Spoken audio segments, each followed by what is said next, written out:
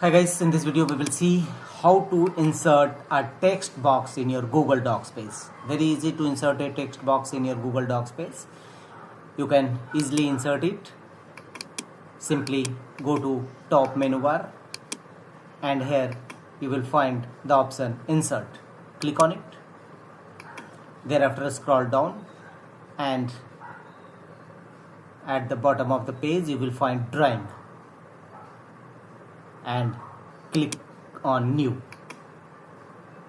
A new drawing box will now open. Here click on text option and draw a text box as per your choice, as per your requirement, and choose save. And now you can see your text box is successfully inserted in your documents. Right click on it and various type of feature available here. Insert link, save to keep, changes, delete, chats, cut, copy, paste, and various type of available here. If you want to change it, simply click on it and again type your text here and choose save.